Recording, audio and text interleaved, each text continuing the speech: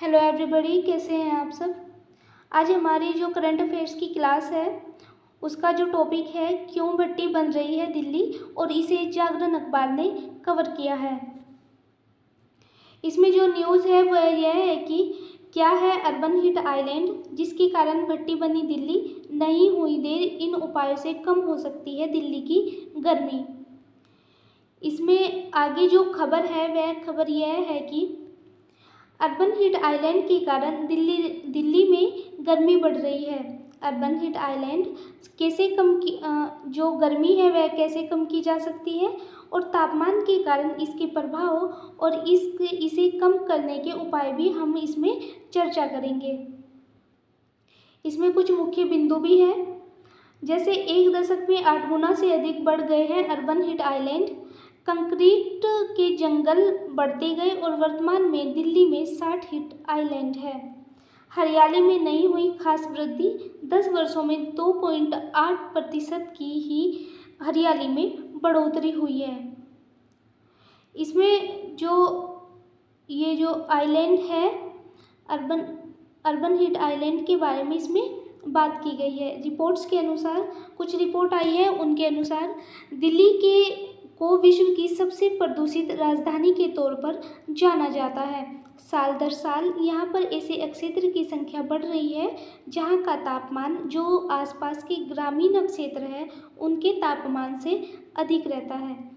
राजधानी में निर्माण कार्य तेजी से हो रहे हैं जिससे कंक्रीट का जंगल फैलता जा रहा है, और इससे अर्बन हीट आइलैंड है जो वो शहर में उसकी दिल्ली है जो अब कार्बन हीट आइलैंड शहर भी बनता जा रहा है। इसमें कुछ सरकारी उपेक्षाओं के कारण यह विगत एक दशक के दौरान हरियाली में मात्र 2.8% की वृद्धि हो सकी है। इससे भी हीट आइलैंड की जो वृद्धि है वो बढ़ी है। हरियाली की कमी के कारण एक दशक में दिल्ली का औसत तापमान 7 से 8 डिग्री तक बढ़ गया है। हरियाली की कमी के कारण ही अर्बन हीट आइलैंड में करीब 8 गुना तक की वृद्धि हुई है, जो 2014 में 7 से बढ़कर अब 60 हो गई है। इसमें जो आगे कुछ रिपोर्ट और भी आई है, जैसे centre for science and environment की रिपोर्ट से पता चलता है कि 2014 में मई का औसत तापमान 30 से 33 डिग्री तक रहता था, लेकिन कुछ जगहों में 34 डिग्री या इससे अधिक जाता था। लेकिन 2025 में यह जो अप्रैल का महीना था उसमें 40 डिग्री पार कर चुका था, जिससे दिल्ली में बहुत ज़्यादा गर्मी भी बढ़ी है। इसके बाद राजधानी में दिन ही नहीं अपितु रात में भी गर्मी हो रही है। केंद्र सरकार की वर्ष 2014 की जो स्टेट ऑफ फॉरेस्ट रिपोर्ट आई थी उसमें कहा गया था कि दिल्ली में हरियाली कुल क्षेत्रफल का 20.08% है, जबकि 2024 में मात्र 2.8% बढ़कर 30.6% हो पाई है। इसमें अब हम जानेंगे कि अर्बन हीट आइलैंड क्या है।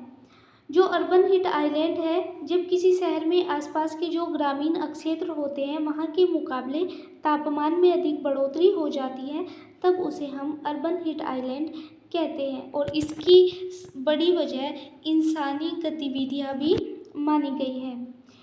हीट आइलैंड बनने के मुख्य कारण क्या है। हीट आइलैंड बनने के मुख्य कारण जो बसावट है उसकी भूमिका भी बहुत महत्वपूर्ण है। मतलब वहाँ की इमारत कैसी है और उन्हें किस तरह डिज़ाइन किया गया है। हरियाली जो आसपास का क्षेत्र है वहाँ पे हरियाली कैसी है, और जलाशयों का दायरा कितना है, यह भी इसका मुख्य कारण है। इसमें आगे यातायात की व्यवस्था कैसी है। जो बिल्डिंग है उसमें ईंट की जगह शीशे और स्टील का बढ़ता इस्तेमाल भी गर्मी को बढ़ाता है, जो गर्मी के क्षेत्रों को बढ़ाने में भी मदद करता है। हीट आइलैंड में लू के प्रकोप के 2024 में कितने दिन रहे हैं और किस किस क्षेत्र में रहे हैं। जैसे मुंगेशपुर और नजमगढ़ जाफरपुर का जो क्षेत्र था वहाँ पे 9 से 10 दिन लू का दिन रहा है ये, और जो सफदरगंज था वहाँ पे 5 दिन लू का मतलब चलने के दिन रहे हैं। 3 अप्रैल 2024 का तापमान अधिकतम 40 डिग्री था, लेकिन जो मयूर विहार था वहाँ पे 35.8 डिग्री, राजघाट में 36.6 डिग्री और पूसा में जो पूसा थी वहाँ पे 36.4 डिग्री तापमान देखने को मिला था। इसके बाद कंक्रीट का अर्बन हीट वृद्धि पर क्या प्रभाव है। जैसे वर्ष 2000 के बाद दिल्ली में तेज़ी से विकास कार्य शुरू हो गया था और निर्माण कार्यों में वृद्धि होने लगी थी। दिल्ली में कंक्रीट का जंगल बढ़ने से अर्बन हीट आइलैंड में वृद्धि हुई, क्योंकि अलग अलग जगहों पर अलग अलग विकास के निर्माण कार्य हो रहे थे। वर्ष 2003 में दिल्ली का 31.4% जो 4% पर निर्माण था, जबकि यह बढ़कर आज के समय में 40% के भी पार हो चुका है। खाली पड़ी जमीन पर फ्लैट का निर्माण हुआ तो हरित क्षेत्र है जो वहाँ पे वृक्ष के बजाय झाड़ियाँ लगाई गई, इससे भी अर्बन हीट जो अर्बन हीट है उसमें वृद्धि हुई। इसके बाद वाहनों की संख्या है जो वो वाहनों की संख्या ने भी अर्बन हीट में वृद्धि की है। जैसे 2011 में दिल्ली में वाहनों की संख्या करीब 80 लाख थी और इससे हर साल इसमें से 3 से 4% की वृद्धि हो रही है और वर्तमान में यह संख्या 1.25 करोड़ तक पहुंच चुकी है, जो अर्बन हीट आइलैंड की वृद्धि में बहुत ज़्यादा बड़ी मतलब जो अर्बन हीट आइलैंड की वृद्धि है उसमें बहुत ज़्यादा ये बढ़ सकती है। इसके बाद वाहनों के ईंधन से बढ़ रहा है तापमान। करीब 15 लाख वाहन रोजाना एनसीआर से दिल्ली आते हैं और वाहनों के ईंधन से निकलने वाली जो गैस है वो तापमान को बढ़ाने का काम करती है। इसके बाद शोधकर्ताओं का क्या मत है। शोधकर्ताओं के अनुसार सार्वजनिक परिवहन सेवा ठीक न होने के कारण भी जो अर्बन हीट है वो बढ़ रही है। वाहनों की संख्या काफ़ी बढ़ गई है और इन सब के चलते ही शहर खुद को ठंडा करने की अक्षमता में 12 से 21% तक की कमी आ गई है, जिससे हीट आइलैंड भी बढ़ रहे हैं। इसके बाद बढ़ती आबादी व बसावट। 2011 में दिल्ली की आबादी 1.38 करोड़ थी और वर्तमान में यह आबादी बढ़कर 3 करोड़ हो गई है। इसकी बसावट के लिए डीडीए ने द्वारिका, नरेला और रोहिणी में हजारों फ्लैट बनवाए हैं और 2014 में कॉलोनियों की संख्या 1723 थी, लेकिन वर्तमान में यह करीब 2000 तक पहुंच गई है। इसके बाद घातक है बढ़ती गर्मी। दिल्ली में जो गर्मी है वो बढ़ती ही जा रही है। इससे जो दिल्ली में प्री मानसून में लू और मानसून में हीट इंडेक्स लोगों के लिए बहुत घातक बनता जा रहा है और अनेक बीमारियां पैदा कर रहा है।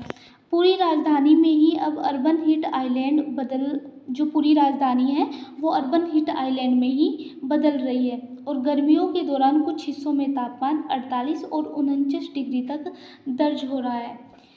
बढ़ते तापमान के कारण हीट स्ट्रोक के शिकार लोगों की संख्या में साल दर साल जो संख्या है उनकी वो बढ़ती जा रही है और अनेक बीमारियां पैदा हो रही है। इसके बाद दिल्ली के कुछ जो प्रमुख अर्बन हीट आइलैंड है वह यह है जो मैकडोनो के नरेला, नजफगढ़, जॉन हरकिंस नगर, वाजिरपुर, बिजवासन, विश्वास नगर, हरिनगर, जहांगीरपुरी, दिल्ली गेट, रोहिणी, राजौरी गार्डन, संगम विहार, बदरपुर, आईजीआई एयरपोर्ट क्षेत्र, जाफरपुर, छतरपुर, मुंगेशपुर, शाहदरा, लोधी रोड, रिच, पूसा, राजघाट, पीतमपुरा, आयानगर। ये कुछ अर्बन हीट आइलैंड है। इनमें से पिछले 6 सालों में 16 स्थान हीट आइलैंड में परिवर्तित हुए हैं। इसके बाद हीट आइलैंड को कम करने के क्या क्या उपाय हैं, हम इसे कैसे कम कर सकते हैं, उसके लिए हम क्या क्या उपाय हमें अपनाने चाहिए। चारों तरफ हरे पेड़ पौधों को हमें लगाना चाहिए। जिससे हमें शुद्ध हवा, ताज़ी हवा प्राप्त हो सके। टेरेस गार्डन, किचन गार्डन बनाए जाने चाहिए। यातायात व्यवस्था को दुरुस्त करना चाहिए। सार्वजनिक परिवहन को बढ़ावा देना चाहिए और छत पर सफ़ेद रंग की पुताई करवानी चाहिए। ऐसे कई तरीकों को अपनाकर हम गर्मी के असर को कम कर सकते हैं और हीट आइलैंड को बनने से रोक सकते हैं। उम्मीद है आपको ये करंट अफेयर्स की क्लास अच्छी लगी होगी। Thank you so much.